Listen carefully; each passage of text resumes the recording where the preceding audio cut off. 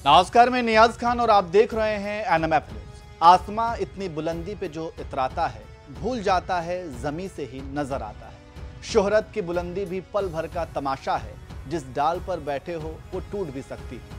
वसीम बरेलवी और बशीर बद्र दो शायरों की लिखी शायरी से हमने इसलिए शुरुआत की क्योंकि मौजूदा समय में कर्नाटक में कांग्रेस पर ये दोनों ही शेर फिट बैठते हैं। कहते हैं कि जिसका उरूज है उसका जवाल भी आता है।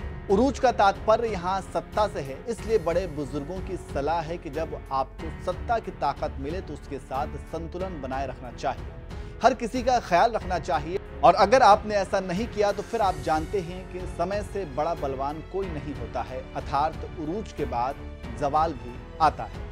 मैं यह सब इसलिए कह रहा हूं क्योंकि फिलहाल कर्नाटक में कांग्रेस सत्ता के नशे में चूर है और लगातार एक धर्म विशेष के लोगों को प्रभावित करने वाले फैसले ले रही है।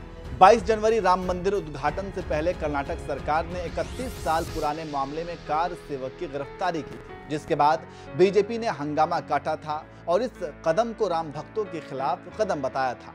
इसके खिलाफ बीजेपी कार्यकर्ता सड़क पर भी उतरे थे।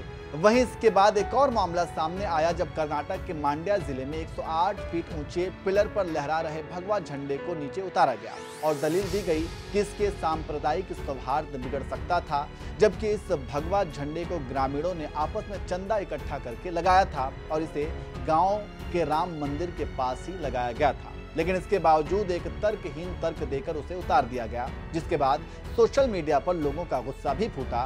किसी ने औरंगजेब राज्य बताया तो किसी ने कांग्रेस को सबसे ज्यादा सांप्रदायिक पार्टी बता दिया।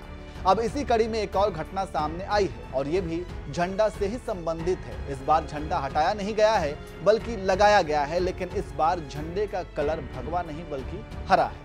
जी हां, मांड्या में भगवा झंडा हटाए जाने के बाद अब राजधानी बेंगलुरु में हरा झंडा लगाने का मामला सामने आया है, जिसका बीजेपी ने विरोध किया है और उस हरा झंडा को हटाने की मांग की है। बीजेपी के मुताबिक बेंगलुरु शिवाजी नगर में हरा झंडा फहराया गया है, जिसके बाद बीजेपी नेता और विजयपुरा से विधायक बसंत गौड़ा आर पाटिल ने अपने एक्स हैंडल पर कमिश्नर और डीसीपी ईस्ट को टैग करते हुए ट्वीट किया, क्या किसी सार्वजनिक क्षेत्र में दुश्मन देश के रंग से मिलता जुलता हरा झंडा फहराना हमारे ध्वज संहिता के विरुद्ध नहीं है? इसे तुरंत हटाएं और यहां राष्ट्रीय ध्वज फहराएं। शिवाजीनगर भारत में है, पाकिस्तान में नहीं।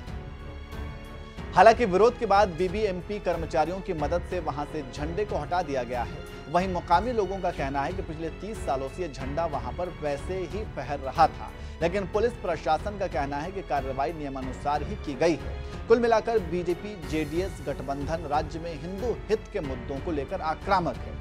हालांकि दूसरी तरफ मंड्या में भगवा झंडा उतारे जाने का विरोध प्रदर्शन भी हो रहा है और बीजेपी जेडीएस द्वारा उसे वहीं लगाने की मांग भी की जा रही है। कुल मिलाकर फिलहाल कर्नाटक में झंडों के रंग पर खूब राजनीति हो रही है और उसे एक सांप्रदायिक रंग देने की कोशिश भी की जा रही है। अब इन झंडों में संप्रदाय कौन ढूंढ रहा है, ये हम आप पर छोड़ते हैं। आप खुद डिसाइड कीजिए और कमेंट करके अपनी राय दीजिए।